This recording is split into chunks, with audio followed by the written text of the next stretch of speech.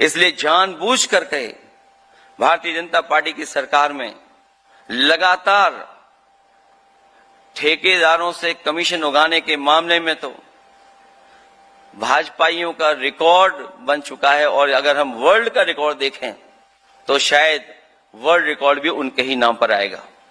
ये ठेकेदारों से कम पैसे पर कॉन्ट्रैक्ट करते हैं और उनसे एक मुश्त कमीशन ले लेते हैं। भाजपा को कमीशन देने के बाद ये ठेकेदार उस पैसे में से अपना मोटा मुनाफा काटकर बाकी नाम मात्र का ही काम करने वालों को आगे देते हैं। नौकरी न देने का थर्ड रीजन, पक्ष या कारण है संविदा के माध्यम से पीडीए के आरक्षण की लूट करना।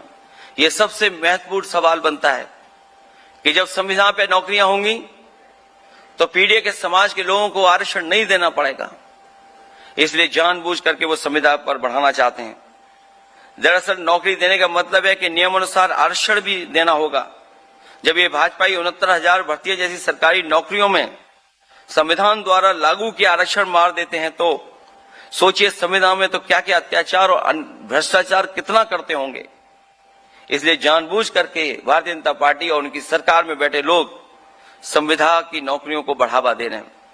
सच तो यह है कि भर्ती नौकरी के पीछे भाजपाइयों और उनके अनरजिस्टर्ड अंडरग्राउंड संगीत साथियों का बेहद खुफिया चौतरफा प्लान काम करता है, क्योंकि उनके चलाने के लिए उनके पास खुफिया लोग हैं जो अनरजिस्टर्ड हैं, अंडरग्राउंड रहते हैं।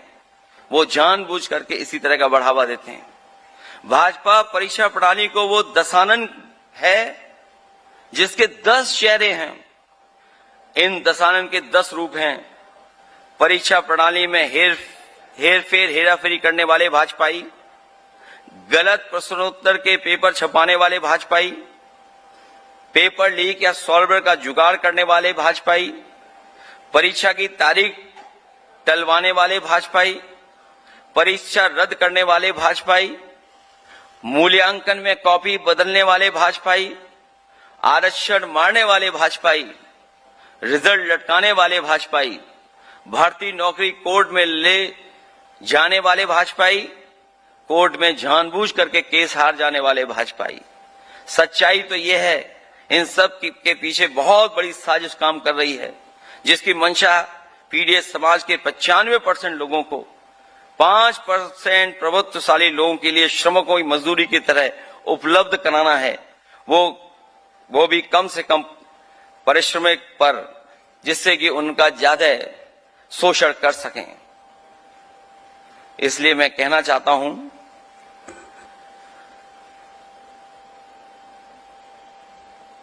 कि जहां साजिश और षड्यंत्र चल रहा है शिक्षा को लेकर के, वो हम लोगों ने अभी कुछ दिन पहले देखा था कि सबसे पहले उन्होंने प्राइमरी शिक्षा पे हमला किया था। और जब आंकड़े हम लोगों ने निकाले वहां के, और मुख्यमंत्री जी के खुद गृह जनपद के जब निकाले, तो वहां पर 500 प्राइमरी स्कूल बंद हुए हैं। इसी तरह पूरे उत्तर प्रदेश में 20,000 से ज्यादा प्राइमरी स्कूल बंद हुए हैं, कहीं मर्जर के नाम पर और कहीं किसी और कारण। तो जब उनके गृह जनपद में 500 प्राइमरी स्कूल बंद हो सकते हैं, तो सोचिए उत्तर प्रदेश में हमें उम्मीद है कि समाज को भी हम सुधारने और सही दिशा में ले जाने में कामयाब होंगे। समान अवसर देने वाले और समानता के मानवीय दृष्टिकोण को उपजाने वाले हमारे पीडीए प्रेम, दया और अपनापन का संदेश देने वाले सामाजिक न्याय का राज लाना है। इसके साथ साथ बंधु राष्ट्र बनाना है। कुल मिलाकर मैं अंत में ये कहना चाहूंगा कि शिक्षा अच्छी होगी, परीक्षा सच्ची होगी तो तरक्की पक्की होगी। मैं एक बार फिर आए हुए सभी लोगों का बहुत बहुत धन्यवाद देता हूं, आभार प्रकट करता हूं। मैं अपने आप को, जहां अभिषेक मिश्रा जी ने जहां शुरुआत की थी कि प्रयागराज त्रिवेणी है, त्रिवेणी के साथ साथ इस प्रयागराज ने महापुरुषों को भी समाज को सुधारने के लिए यहां से निकले हैं, उन सब से लोगों से जोड़ता हुआ मैं उम्मीद करता हूं कि प्रयागराज के इस कार्यक्रम से शिक्षा और परीक्षा को लेकर के कुछ ठोस फैसले हम लोग लेकर के उठेंगे, और समय आने पर जब समाजवादी हम लोग सत्ता में होंगे, तो उनको लागू कर करके अपनी शिक्षा और परीक्षा की व्यवस्था को सुधारने का काम करेंगे, जिससे कि समाज और देश हमारा तरक्की के रास्ते पे जा सके। इन्हीं शब्दों के